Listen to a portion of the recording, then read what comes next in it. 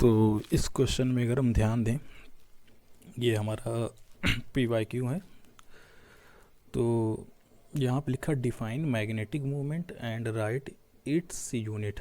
तो basically magnetic moment क्या होता है इसको हमें डिफाइन करना है और उसकी यूनिट क्या होती है, ठीक है। और उसके बाद यहाँ पे हम अगर ध्यान दें तो हमें लिखा an electron is moving with the velocity of 2.0 into 10⁻⁷ meter पर second in a circular orbit, और जिसका रेडियस है 0.3 angstrom. Calculate the magnetic moment. तो इस क्वेश्चन में अभी एक क्वेश्चन और है, इसको बाद में बात करेंगे। पहले इस क्वेश्चन को अगर हम देखें तो यहाँ पे हमें मैग्नेटिक मोमेंट को डिफाइन करना है, उसकी यूनिट क्या होती है उसके बारे में बताना है। और उसके बाद सेकंड हाफ इस क्वेश्चन का जो है उसमें हमें एक तरीके का न्यूमेरिकल है, ठीक है, जिसमें मैग्नेटिक मोमेंट हमें कैलकुलेट करना है, जहाँ पर हमें वेलोसिटी ऑफ इलेक्ट्रॉन गिवन है और radius of circular path given है, ठीक है। तो यहाँ पे हम मैग्नेटिक मोमेंट क्या होता है पहले उसके बारे में बात करेंगे। तो यहाँ पे उसकी डिफिनेशन यहाँ पे लिखी हुई है, ठीक है, कि मैग्नेटिक मोमेंट क्या होता है। उसकी डिफिनेशन यहाँ पे लिखी हुई है कि magnetic moment is the measure of the strength. Basically ये मेजरमेंट है किसका, स्ट्रेंथ का एंड ओरिएंटेशन मतलब डायरेक्शन का ऑफ अ मैग्नेटिक सोर्स। कोई भी अगर हमारे पास मैग्नेटिक सोर्स है, बेसिकली उसकी स्ट्रेंथ कितनी है और उसकी ओरिएंटेशन कितनी है, किस तरफ है, ठीक है। तो उसी के मेजरमेंट को हम मैग्नेटिक मोमेंट कहते हैं, ठीक है, या मैग्नेटिक डाइपोल मोमेंट कहते हैं।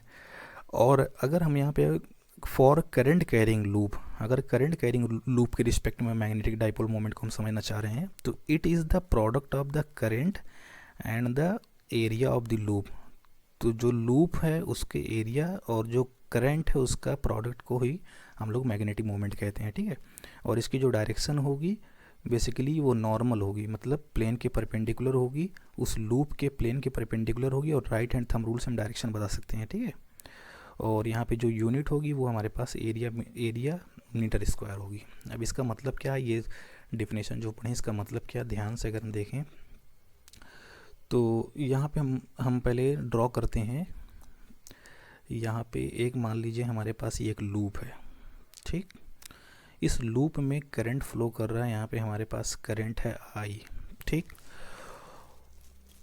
तो यहाँ पर जो करंट फ्लो कर रहा है और लूप के अंदर कुछ इनक्लोज एरिया होगा, और लूप जो है, लूप माने क्लोज पाथ, तो इसके अंदर कुछ एरिया होगा जो इस लूप के अंदर होगा, ठीक है। ये हम मान लेते हैं इस लूप के अंदर ये एरिया है, ठीक है, जो इसको हम लिख दे रहे हैं एरिया है A। तो मैग्नेटिक मोमेंट जो होगा, मैग्नेटिक मोमेंट को बेसिकली हम कैपिटल M से लिखते हैं।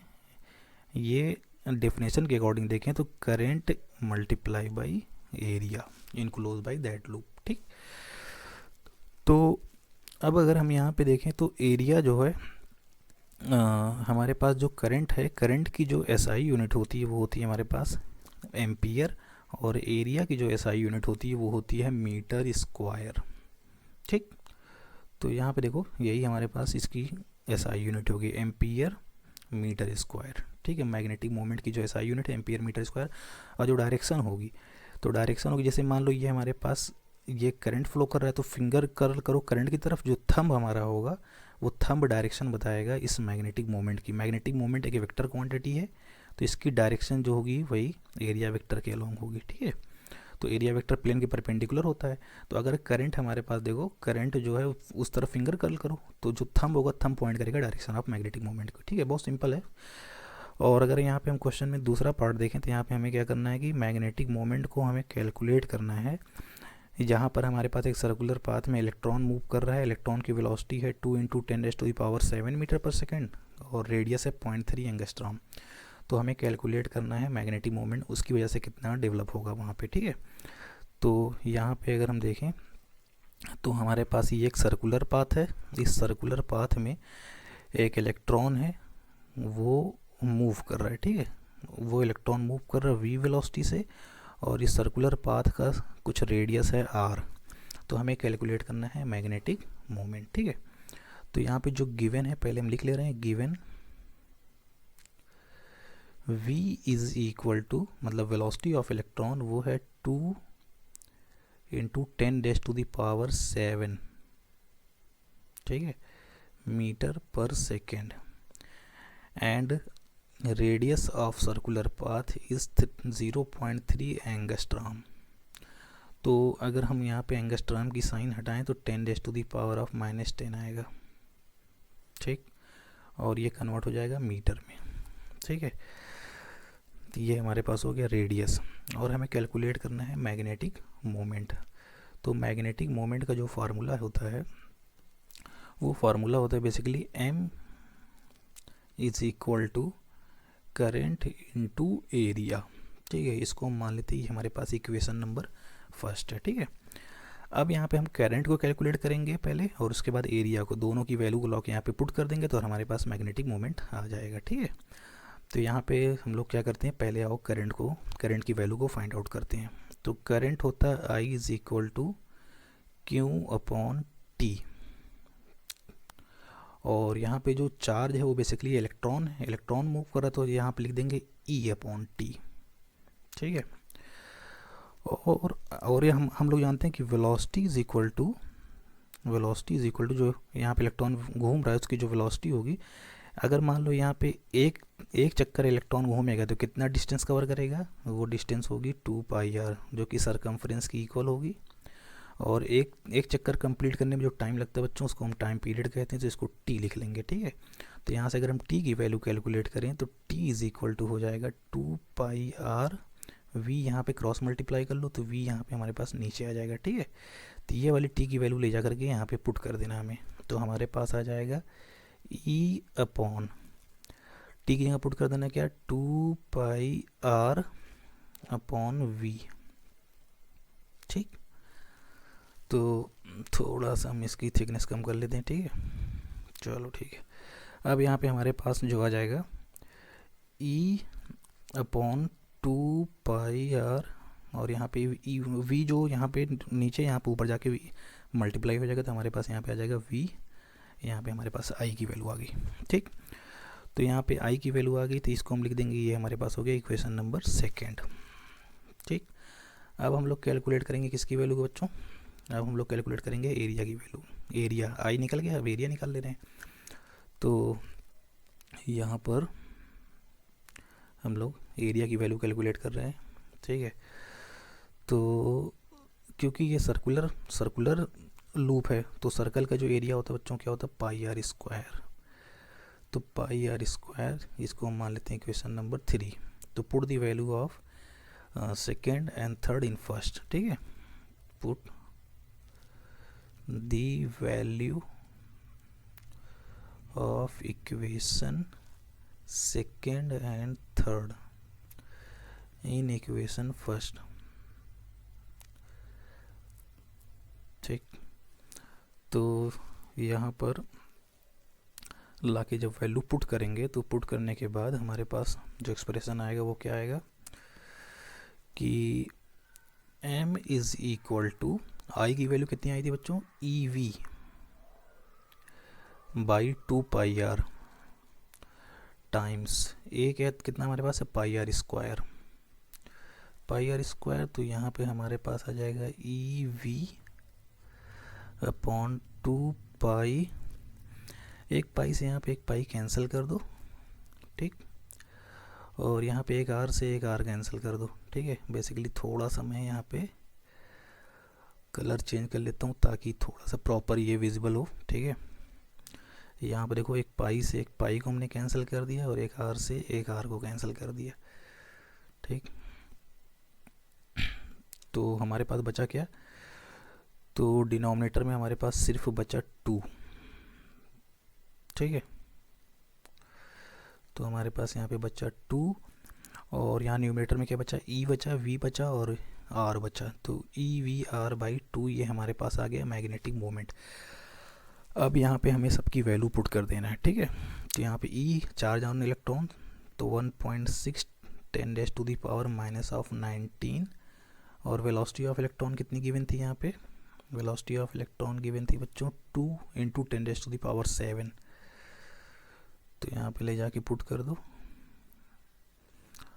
2 × 10⁻⁷ और R की वैल्यू हमारे पास यहाँ पे है 0.3 एंगस्ट्रॉम थी, तो एंगस्ट्रॉम में हम लोग यहाँ पे लिखेंगे 10⁻⁻10।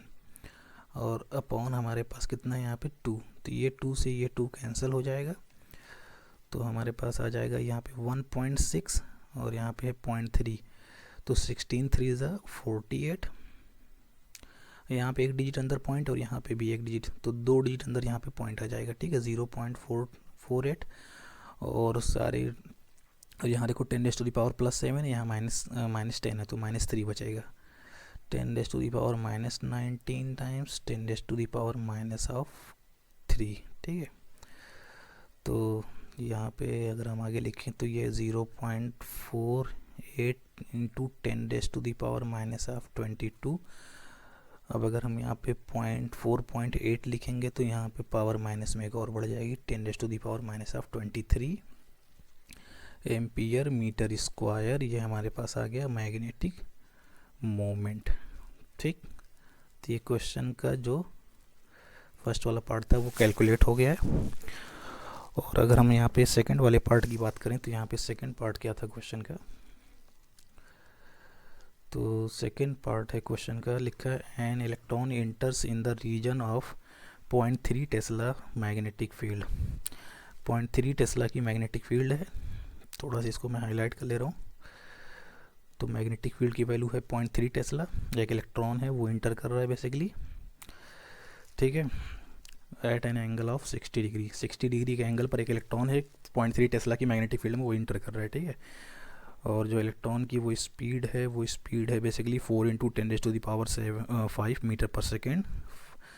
तो ये हमारे पास ये चीज़ें गिवन है, हमें फाइंड क्या करना है, रेडियस ऑफ हेलिकल पाथ। तो हेलिकल पाथ का हमें यहाँ पर रेडियस फाइंड करना है और हमें पिच फाइंड करनी है। पिच क्या होता है, यहाँ ब्रैकेट में लिखा है डिस्टेंस बिटवीन 2 सक्सेसिव स्पायरल, और इसको भी आगे हम एक्सप्लेन भी करते हैं, ठीक है। तो पहले जो गिवन डेटा वो लिख ले रहे हैं। हमारे पास मैग्नेटिक फील्ड है 0.3 टेस्ला और एंगल है 60 डिग्री और स्पीड है 4 इंटू 10⁻⁵ मीटर पर सेकेंड, ठीक है। तो यहाँ पर हम लोग पहले गिवन में जो जो चीज़ें हैं लिख ले रहे हैं, ठीक है। तो यहाँ हम लिख ले रहे हैं given that B means magnetic field कितनी थी, मैग्नेटिक फील्ड 0.3 टेस्ला, 0.3 टेस्ला। और वेलोसिटी ऑफ इलेक्ट्रॉन कितनी थी, वेलोसिटी ऑफ इलेक्ट्रॉन हमारे पास गिवन है 4 इंटू 10⁻⁵, 4 इंटू 10⁻⁵ मीटर पर सेकेंड, और एंगल हमारे पास गिवन था 60 डिग्री। तो और हमें कैलकुलेट करना है हेलिकल पाथ का रेडियस, और हमें क्या कैलकुलेट करना, पिच कैलकुलेट करना है, ठीक। यहाँ पे अगर हम देखें तो हमारे पास ये कुछ इस तरह से ये मैग्नेटिक फील्ड है बच्चों, ठीक। इस मैग्नेटिक फील्ड में थोड़ा सा मैं इसको और बढ़ा के लिख दे रहा हूँ, ठीक। इस मैग्नेटिक फील्ड में यहाँ पे जब इलेक्ट्रॉन इंटर करता है 60 डिग्री के एंगल पे, तो कुछ ऐसा स्पायरल पाथ बनता है, ऐसे करके कुछ स्पायरल पाथ बनता है, ठीक है। बेसिकली जब यहाँ पे इलेक्ट्रॉन इंटर करता है तो यहाँ पे थोड़ा सा मैं डायग्राम बना रहा हूँ, देखो यहाँ पे ये इलेक्ट्रॉन इंटर कर रहा है, मान लीजिए इलेक्ट्रॉन इंटर कर रहा है, ये 60 डिग्री का एंगल मैग्नेटिक फील्ड के साथ बना रहा है, 60 डिग्री का एंगल। तो यहाँ पे बेसिकली थीटा एंगल पे इलेक्ट्रॉन इंटर कर रहा है, तो यहाँ पे दो कंपोनेंट बन जाएंगे, वेलोसिटी के दो कंपोनेंट बन जाएंगे। एक मैग्नेटिक फील्ड के पैरेलल वाला कंपोनेंट बन जाएगा कुछ इस तरह से, देखो ये मैग्नेटिक फील्ड के पैरेलल वाला कंपोनेंट बन जाएगा।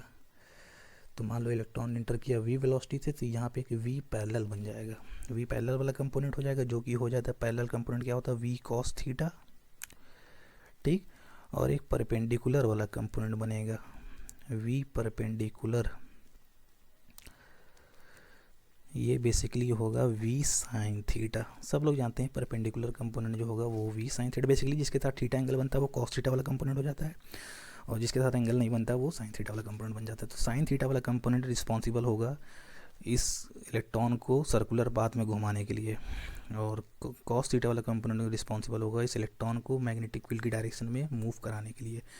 अगर इलेक्ट्रॉन फुल्ली राइट एंगल पर इंटर करता है मैग्नेटिक फील्ड के राइट एंगल पर, तो सिर्फ वो घूम कर सिर्फ वो सर्कुलर पाथ में घूमता, क्योंकि हम जानते हैं कि जब इलेक्ट्रॉन थीटा एंगल पे इंटर करता है मैग्नेटिक फील्ड पे, तो वो स्पायरल पाथ, हेलिकल पाथ बनाता है।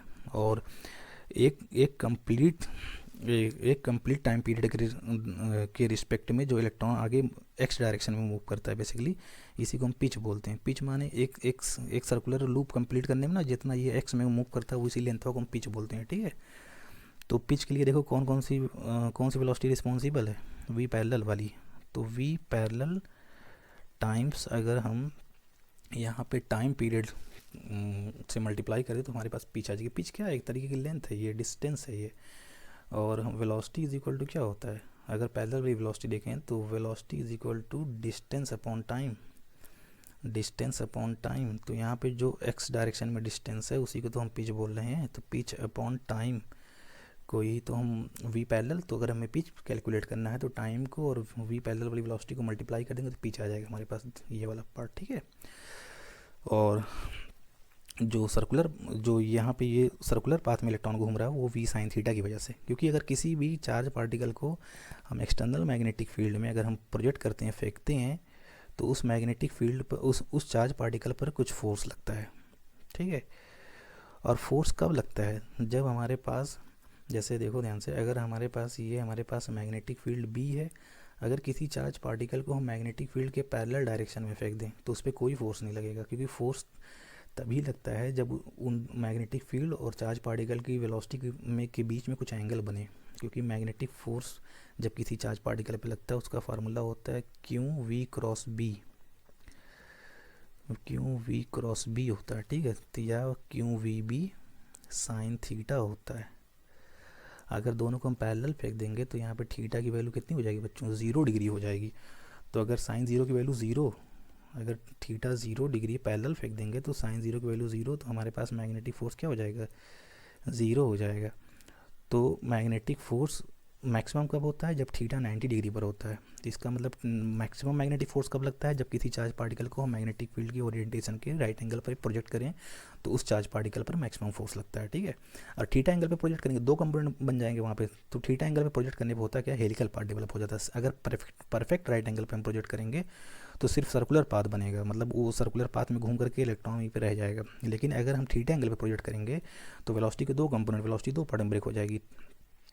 थीटा एंगल का मतलब वही 30, 60, 40 कुछ भी एंगल पे हम प्रोजेक्ट करें तो वेलोसिटी के दो कंपोनेंट ब्रेक हो जाएंगे। एक पैरेलल वाला कंपोनेंट इसको एक्स में घुमाएगा और हमारे पास परपेंडिकुलर वाला कंपोनेंट इसको सर्कुलर पाथ में घुमाएगा, ठीक है। तो V sine theta is responsible for the इस इलेक्ट्रॉन को सर्कुलर पाथ में घुमाने के लिए, और तो वी कॉस थीटा रिस्पॉन्सिबल है इस इलेक्ट्रॉन को मैग्नेटिक फील्ड के अलाउंग मूव कराने में, जिसकी वजह से ये हेलिकल पार्ट डेवलप होता है, ठीक है। हेलिकल पार्ट तभी डेवलप होगा जब इलेक्ट्रॉन को हम थीटा एंगल पे प्रोजेक्ट करेंगे। तो यहाँ पे हम देखें तो वेलोसिटी के दो कंपोनेंट बन रहे हैं। एक हमारे पास परपेंडिकुलर कंपोनेंट है, ये परपेंडिकुलर कंपोनेंट का कंपोनेंट कौन सा, वी साइन थीटा। अगर इसकी वैल्यू हम कैलकुलेट कर लें तो आगे अभी हमें आसानी हो जाएगी थोड़ा। तो वी की वैल्यू कितनी गिवन है, 4 इंटू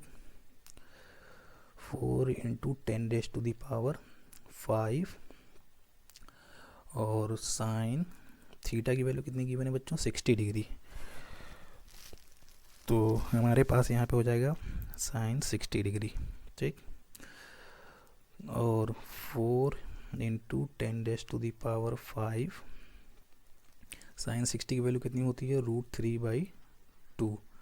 तो यहाँ पे ये 2 और ये 4 कैंसिल होगा, 2 आ जाएगा। तो हमारे पास बचा क्या, 2, अच्छा √3 की वैल्यू कितनी होती है, 1.73 इंटू 10⁵, ठीक है। तो इन दोनों को हम मल्टीप्लाई करें तो कितना होगा, 3 2 जा 6, 7 2 जा 14, 4 1 कैरी चल जाएगा, 0.21 जा 2, तो 2.46 इंटू 10⁵ मीटर पर सेकेंड, ये परपेंडिकुलर कंपोनेंट आ गया वेलोसिटी का। अब अगर यहाँ पे हम पैरेलल कंपोनेंट देखें वेलोसिटी का, तो V parallel is equal to V cos theta is equal to, V की वैल्यू है 4 इंटू 10⁵ इंटू और कॉस 60 इज इक्वल टू, तो 4 इंटू 10⁵ कॉस 60 की वैल्यू हाफ। तो ये हमारे पास ये कैंसिल होके 2 आ जाएगा, 2 इंटू 10⁵ मीटर पर सेकेंड। तो वेलोसिटी के दो कंपोनेंट आ गए, एक परपेंडिकुलर कंपोनेंट, एक पैरेलल कंपोनेंट। ठीक, तो अब यहाँ पे अगर हम सोल्यूशन को आगे बढ़ाएं अपने, तो हम ध्यान दें, तो अब हमें यहाँ पे कैलकुलेट क्या करना था, हमें कैलकुलेट करना था यहाँ पे रेडियस ऑफ सर्कुलर पाथ, और हमें पिच को कैलकुलेट करना है। ठीक है, तो पहले हम रेडियस ऑफ सर्कुलर पाथ को यहाँ पे अगर हम ध्यान दें, तो जो यहाँ पे इलेक्ट्रॉन सर्कुलर पाथ में घूमना है, बेसिकली इसका रेडियस फाइंड करना है, ये रेडियस, ये आर फाइंड करना है। ठीक है, तो इसको हम कैसे कैलकुलेट कर सकते हैं, कोई भी चीज़ ऐसे सर्कुलर पाथ में घूमती क्यों है, क्योंकि उस पर लगता है सेंट्रीपिटल फोर्स। क्लास 11th में भी ये बच्चे पढ़े हैं कि अगर मान लीजिए हमारे पास यहाँ पे देखो कोई चीज़ सर्कुलर पाथ में घूमती, तो उस पर लगता है सेंटर की तरफ एक सेंट्रीपिटल फोर्स, और हर एक सेंट्रीपिटल फोर्स का कॉज कुछ ना कुछ होता है। जैसे अर्थ सन के अराउंड सर्कुलर पाथ में घूम रही है, तो वहाँ पे सेंट्रीपिटल फोर्स का कॉज क्या है, ग्रेविटेशनल फोर्स।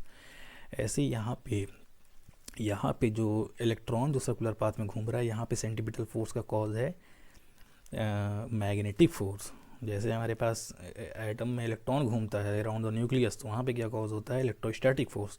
तो हर एक सर्कुलर पाथ में जब कोई भी चीज़ घूमती है, तो सेंटर की तरफ जो फोर्स लगता है वो सेंट्रीपिटल फोर्स कहलाता है, और हर एक सेंट्रीपिटल फोर्स के कुछ ना कुछ फोर्स होता है जो उस फोर्स को उसका कॉज बनता है। तो यहाँ पे हमारे पास है वो, यहाँ पे जो सेंट्रीपिटल फोर्स लग रहा है Fc, इसका जो कॉज है वो बेसिकली है मैग्नेटिक फोर्स। ठीक है, तो हम यहाँ पे क्या लिख सकते हैं, F B is equal to जो सेंट्रीपिटल फोर्स है वो कुछ और ही, कोई और फोर्स नहीं, बेसिकली यहाँ पे मैग्नेटिक फोर्स है। और हम जानते हैं किसी भी चार्ज पार्टिकल पे लगने वाले मैग्नेटिक फोर्स का जो फार्मूला होता है वो होता है क्यू वी बी। ठीक है, Q V B is equal to, और सेंट्रीपिटल फोर्स का फार्मूला क्या होता है बच्चों, M V square by R, बहुत फेमस फार्मूला है। ठीक है, क्लास 11th वाला, M V square by R. ठीक, तो यहाँ पे अगर हम देखें तो एक वी से देखो, एक वी यहाँ पे कैंसिल हो जाएगा, तो हमारे पास बचेगा क्या, हमारे पास बचेगा यहाँ पे Q B is equal to M V upon R. तो यहाँ से अगर हम आर की वैल्यू कैलकुलेट करें, तो आर इज इक्वल टू हो जाएगा M V upon Q B. ठीक है, तो यहाँ से हम आर कैलकुलेट कर सकते हैं इजीली। तो यहाँ पे अगर हम देखें हमें क्या क्या, एम मतलब मास ऑफ इलेक्ट्रॉन, वी माने वेलोसिटी ऑफ इलेक्ट्रॉन, क्यू माने charge on one electrons, B माने एक्सटर्नल मैग्नेटिक फील्ड। तो यहाँ पे करीब करीब दो वैल्यू तो कांस्टेंट है, क्या कि चार्ज ऑन वन इलेक्ट्रॉन ये कांस्टेंट है, मास ऑफ इलेक्ट्रॉन हम जानते हैं वी, और बी अगर हमें मालूम है, आर कैलकुलेट कर लेंगे तो इत्तेफाक से दोनों गिवन है।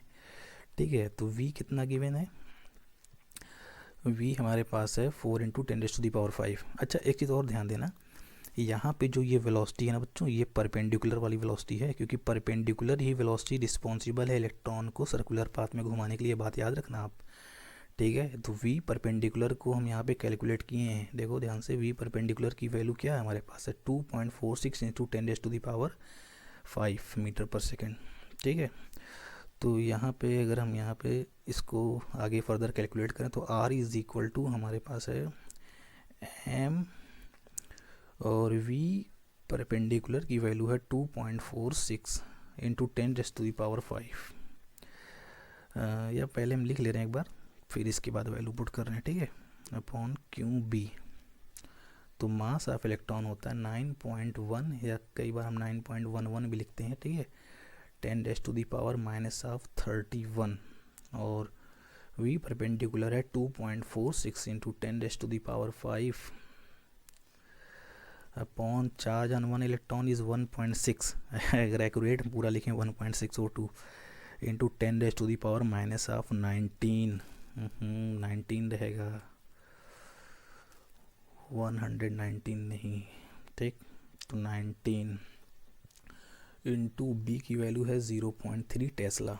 ठीक, अब अगर इसको हम फर्दर कैलकुलेट करें, तो यहाँ पे 9.11 है हमारे पास, और 3.46, एक सेकेंड, यहाँ पर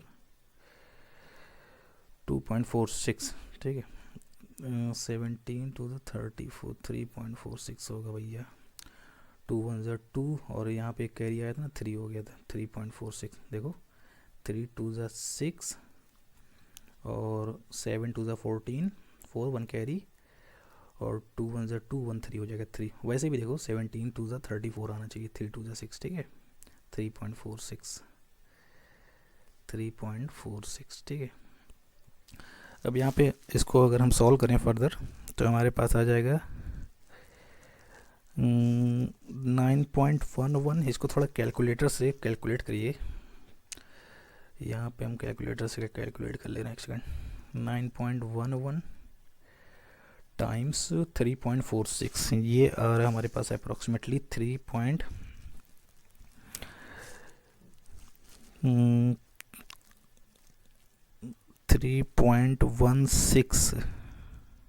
ठीक, टाइम्स 10⁻⁻25 अपॉन 4.8 इंटू 10⁻⁻20। अब इसको आगे जब हम फिर सॉल्व कर रहे हैं, इसको आप लोग सॉल्व कर लीजिएगा, तो बहुत बेसिक है, कैलकुलेटर से आप लोग सॉल्व कर लीजिएगा, ठीक है। या टाइम है तो अपना पेन से सॉल्व कर लीजिए, ठीक है। तो हमारे पास आ रहा है लास्ट एक्सप्रेशन 6.57 10⁻⁻6, ठीक है, मीटर। तो ये हमारे पास रेडियस आ गया, तो यहाँ पे हम लिख सकते हैं r is equal to 6.57 10⁻⁻6 metre, ठीक। बेसिकली यहाँ पे ये कैलकुलेशन आप इसको इजीली सॉल्व कर सकते हैं, ठीक है। मेन चीज़ है आप इसको डिराइव करना है, ये सारा लॉजिक कैसे लगा बैकग्राउंड में ये समझना, ठीक है। बाकी कैलकुलेशन तो आप कर ही सकते हैं इतना। और दूसरी चीज़ यहाँ पे पिच को हमें फाइंड करना था, ठीक है। तो पिच जो होता है हमारे पास, अभी हम समझाए थे पिच, इसको थोड़ा सा और समझा दे रहे हैं। बेसिकली देखो, जो ये हेलिकल पाथ होता है ना, तो ये जो दो स्पायरल के बीच का ये जो गैप होता है ना, इसी को हम पिच बोलते हैं। तो पिच अगर हम इसके कोर डिफिनेशन की बात करें, ये होता है distance cover along be in one period T. एक टाइम पीरियड में इलेक्ट्रॉन जो कितना एक्स डायरेक्शन में मूव करता है, ठीक है, उसी डिस्प्लेसमेंट को ही तो पिच बोलते हैं, ठीक है। एक कंप्लीट टाइम पीरियड में इलेक्ट्रॉन एक्स डायरेक्शन में कितना, या मैग्नेटिक फील्ड की डायरेक्शन में, मैग्नेटिक फील्ड है ये ना, ये हमारे पास ये मैग्नेटिक फील्ड है, इस मैग्नेटिक फील्ड की डायरेक्शन में कितना इलेक्ट्रॉन डिस्प्लेस्ड हुआ है एक्स डायरेक्शन में, बेसिकली उसी को हम पिच बोलते हैं, ठीक है। तो मैग्नेटिक फील्ड की डायरेक्शन वाली जो वेलोसिटी होती है उसी को हम वी पैरेलल वाली वेलोसिटी बोलते हैं। तो V parallel is equal to, अच्छा ये जो डिस्प्लेसमेंट एक्स में हुआ है इसको हम मान लेते हैं पी बोल देते हैं। तो वेलोसिटी क्या होता है, डिस्प्लेसमेंट अपॉन टाइम। तो डिस्प्लेसमेंट को अगर हम पी से लिख लें तो पी अपॉन टाइम को टाइम पीरियड, क्योंकि एक टाइम पीरियड में जितना एक्स में घूमेगा वही हमारे पास पिच कहलाएगा, ठीक है। तो यहाँ से अगर हम पिच को कैलकुलेट करना चाहें तो क्रॉस मल्टीप्लाई कर दो, तो v velocity in parallel direction times time period is equal to pitch. तो यहाँ पर हम लिख सकते हैं pitch is equal to basically v parallel times time period, ठीक। थोड़ा सा ये सही लिख लूँ, टाइम्स टाइम पीरियड।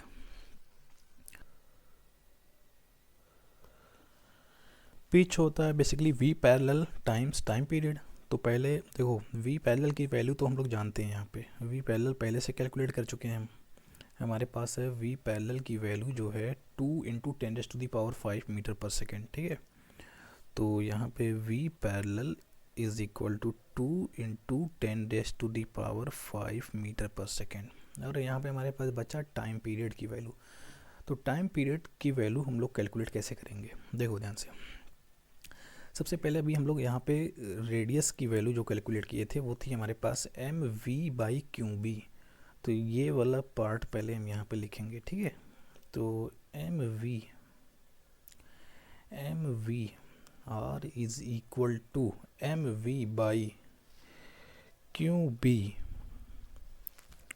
ठीक, अच्छा ठीक है, यहाँ पे v फॉर वेलोसिटी है, तो वेलोसिटी बेसिकली होता है हमारे पास, या फिर डायरेक्टली यहीं लिख लें, क्या सेपरेट लिखें, ठीक है, क्यू बी। तो यहाँ पे हमारे पास m वेलोसिटी हो जाएगा डिस्प्लेसमेंट या डिस्टेंस अपॉन टाइम यहाँ पे, ठीक है। तो v, देखो एक कंप्लीट चक्कर लगाने में जो इलेक्ट्रॉन रिवॉल्व करता है तो वो इक्वल होता है 2πr के, ठीक है। और टाइम पीरियड एक चक्कर में लगता है t अपॉन क्यू बी। तो m 2 टाइम्स 2πr, t यहाँ अपॉन में आ जाएगा, क्यू बी टी, ठीक है। तो यहाँ पे t को क्रॉस मल्टीप्लाई करो तो t is equal to 2πm upon Q B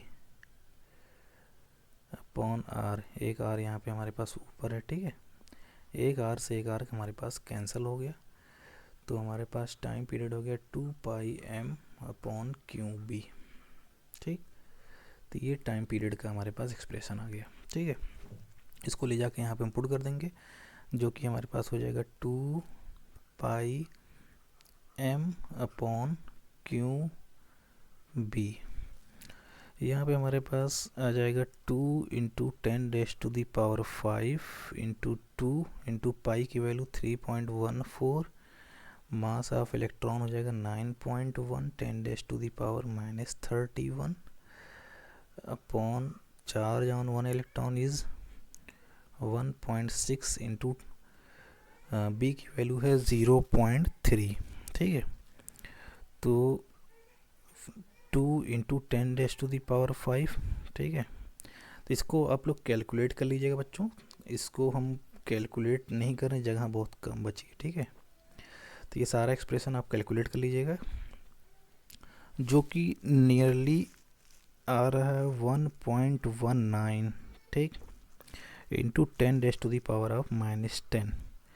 इसको जब हम फाइनली सॉल्व करते हैं तो हमारे पास एक्सप्रेशन आ रहा है 2.38 टाइम्स 10⁻⁻5 मीटर। ये हमारे पास पिच की वैल्यू आ गई, ठीक है, ठीक, थैंक यू।